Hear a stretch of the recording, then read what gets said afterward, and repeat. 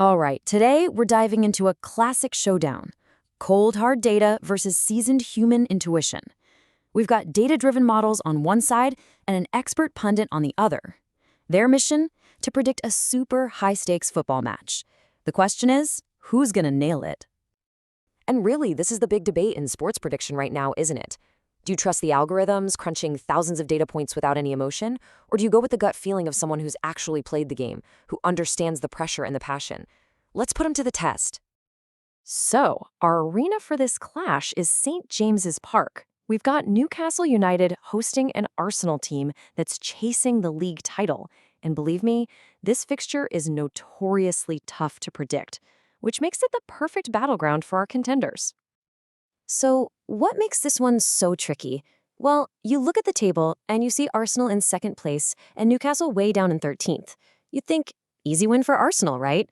But not so fast. Newcastle's been on a tear, winning 4 of their last 6 games. Plus, Arsenal has a terrible record at St. James Park recently. And to top it all off, you're looking at one of the best defenses in the league in Arsenal. It's just a recipe for chaos.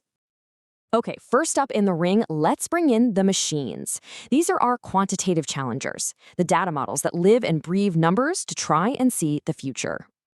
Our first model is called SPECTRA. Now, the best way to think about Spectra is like a very, very cautious scientist. It's an AI that uses all this complex stuff.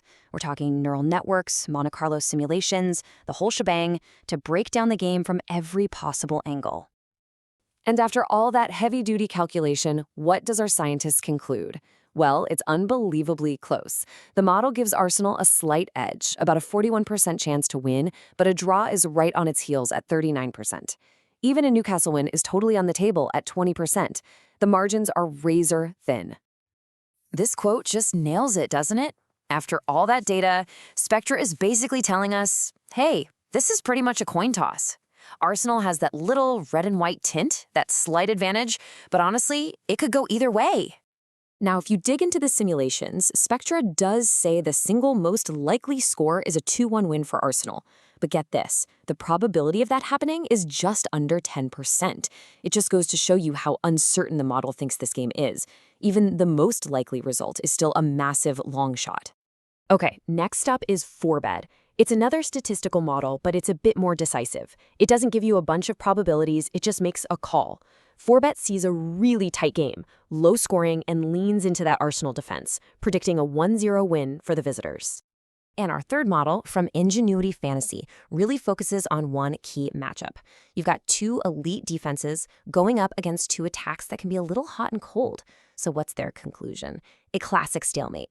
They're calling a 1-1 draw, which, you'll notice, was Spectra's second most likely outcome. All right, so that's what the numbers are telling us. Now, let's totally switch gears. We're moving away from the spreadsheets and bringing in our second contender, the human expert. We're going from data to pure gut instinct. And that expert is none other than former Arsenal star Theo Walcott. You can forget about algorithms with him. His prediction comes from something different, from years on the pitch, from being in those locker rooms, from just having a feel for how these stories play out. So what's his prediction? No hedging, no probabilities. He just comes right out with it. He's calling a 2-1 Arsenal win. The confidence, the certainty, it's a completely different language from what the models were speaking. And this is where you see the pundit's edge. Walcott adds layers the models just can't. He doesn't just give a score, he builds a narrative. He even predicts a specific player will score. Gabriel Magalhães, from a set piece, no less. It's bold, it's specific, and it tells a story. Okay, so everyone's made their call. Let's put all the predictions up on the board and see exactly how they stack up against each other. So here we go. You've got Spectra the scientist saying it's probably a 2-1 Arsenal win or a 1-1 draw. Forebet commits to a tight 1-0 Arsenal victory. Ingenuity Fantasy sees the defenses canceling each other out for a 1-1 draw. And then you have Theo Walcott, just confidently pointing to a 2-1 win for his old club. But here is the absolute wildest part of this whole thing. Look at Walcott's gut feeling, that 2-1 hunch. Now look back at Spectra, the supercomputer. Walcott's hunch landed on the exact scoreline that the data model calculated as its single most likely outcome. 2 completely different paths leading to the exact same destination. So what's the big takeaway here? What does this little battle really tell us about trying to predict the future? Well, it really boils down to two totally different philosophies.